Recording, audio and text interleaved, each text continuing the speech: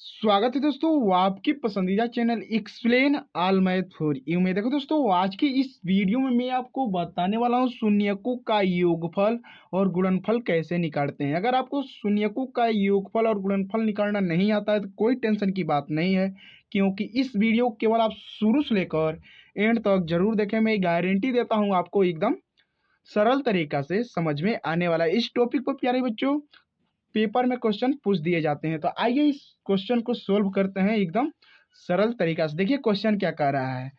देखिए, द्विघात बहुपद इतना के शून्यकों का योगफल और शून्यकों का गुणनफल ज्ञात कीजिए। तो आइए इसे हम सोल्व करते हैं प्यारे बच्चों। देखिए यहाँ हमने क्वेश्चन को उतार दिया है। क्या कह रहा है, सबसे पहले शून्यकों का योगफल ना, तो सबसे पहले हम लिखेंगे शून्यकों का योगफल। तो आइए लिखते हैं। देखिए शून्यकों का योगफल बराबर माइनस के बी बट्टे में ए, यही हमारा सूत्र होता है। तो आपको देखना है क्वेश्चन में हमको ए और बी निकालना है, तो सबसे पहले हम क्वेश्चन में ए और बी को निकालेंगे। तो इस वाले संख्या को हम बोलेंगे ए, तो यहाँ पर हम लिख लेते हैं ए बराबर कितना है बाबू, 4 है।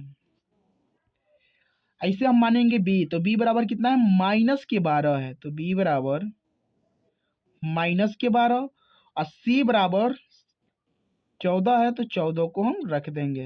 हमको सूत्र में क्या कहा है, माइनस के बी बट्टा में ए, तो इसको हमको निकालना है। तो आइए निकालते हैं।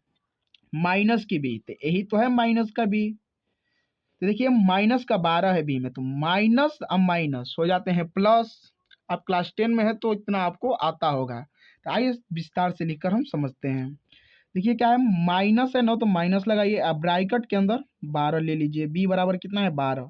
अब बट्टा में ए का मान कितना है, 4 है। तो ब्रैकेट को बंद कर दीजिए और माइनस से और माइनस में गुणा करेंगे तो प्लस हो जाएगा। और 12/4 को हम काटेंगे, किस संख्या से कटेगी, 4 से कटेगी। तो 4 कने 4 और 4 तिहाई 12, तो हमारा आंसर कितना आया, 3 आया। हम कह सकते हैं शून्यकों का योगफल बराबर हमारा 3 आंसर आएगा। हम इसी तरह से हम निकाल सकते हैं शून्यकों का गुणनफल। तो आइए निकालते हैं। तो यहाँ पर लिखेंगे हम, तो देखिए शून्यकों का गुणनफल बराबर सूत्र हमारा आता है सी बट्टा में ए। तो हमको तो हमने ए और बी सी का मान रख दिया है। अब सी बट्टा ए को निकालेंगे, तो कैसे निकालेंगे। देखिए सी का मान कितना है, 14 है ना, तो 14 को रखिए, 14 रख दीजिए। ए का मान कितना है, 4 है। देखिए इसको हमको काटना है, नहीं तो ए तो हमारा आंसर आ गया। हमको काटना है, कटने वाला है तो इसे काट दीजिए, तो हमारा बहुत आसानी से आंसर भी निकल जाएगा, आपको समझ में भी एकदम सरल तरीका से आएगा। अगर आपको वीडियो पसंद आ रही है तो वीडियो को लाइक करते चलिएगा और अपने दोस्तों को भी शेयर कीजिए। इसे हम काटेंगे 2 के पहाड़े से। 2 दूना 4 और 2 सत्ते 14। ये हमारा क्या था, शून्यकों का योगफल का मान था। ये हमारा किसका है, शून्यकों का गुणनफल का मान है। कितना आया, 7/2 आया। इसी तरह से हम दूसरा क्वेश्चन को भी सोल्व करेंगे। देखिए कैसे सोल्व करते हैं। देखिए दूसरा क्वेश्चन क्या है, द्विघात समीकरण इतना के मूलों का योगफल और मूलों का गुणनफल ज्ञात कीजिए। पहला क्वेश्चन में क्या था, द्विघात बहुपद था ना। हम कब कह सकते हैं द्विघात बहुपद, देखिए जब भी आपको इस तरह से समीकरण मिले तो आप कह सकते हैं हमारा द्विघात बहुपद है।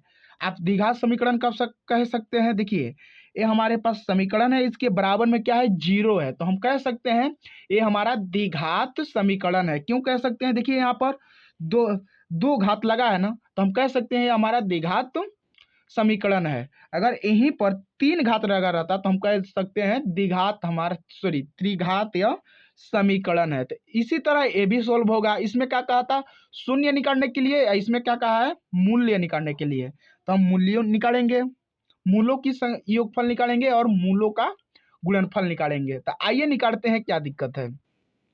देखिए यहाँ पर सबसे पहले हम लिखेंगे शून्य को सॉरी यहाँ पर हम लिखेंगे मूलों का योगफल। यही सूत्र रहेगा, केवल यह शून्य हम हटा देंगे। क्वेश्चन में क्या कहा है, मूल का है तो मूल रखेंगे। ठीक, इतना आपको समझना है, ये बहुत आसान चीज है, आसान टॉपिक भी है। तो आइए लिखते हैं क्या यहाँ पर, मूलों का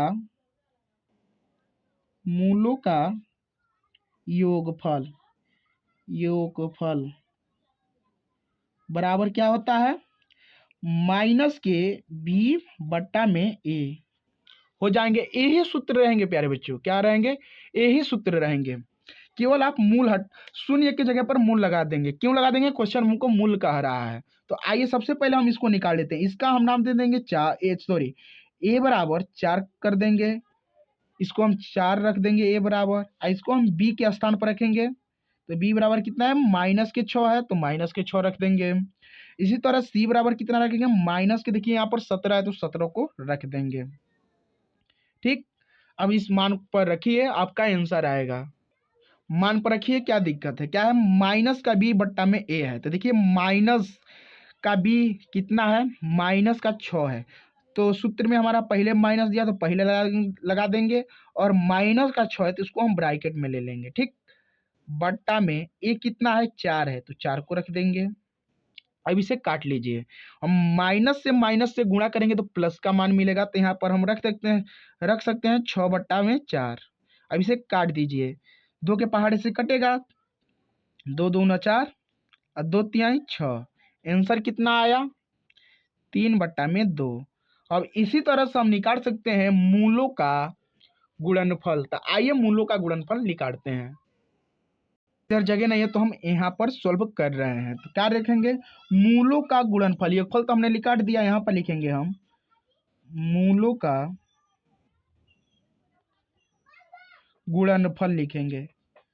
गुणनफल सूत्र क्या होता है, सी बट्टा में ए, यही तो सूत्र होता है। इसी प्रमाण को हम रख देंगे। देखिए सी कितना है, 17 है ना, तो 17, सॉरी माइनस का 17 था। देखिए हम यहाँ पर माइनस छोड़ दिए, तो यहाँ पर हम माइनस लगाएंगे, तो माइनस के 17 हो जाएगा, बट्टा में ए का मान देखिए कितना है, 4 है, तो 4 को रख दीजिए। ये किसी पहाड़ से कटेंगे नहीं, तो यही हमारा आंसर हो जाएगा प्यारे बच्चों। उम्मीद करता हूँ आपको वीडियो पसंद आई होगी। वीडियो पसंद आई तो वीडियो को लाइक कीजिए और अपने दोस्तों को भी शेयर कीजिए। चलिए मिलते हैं आपसे अगले वीडियो में अगले टॉपिक के साथ।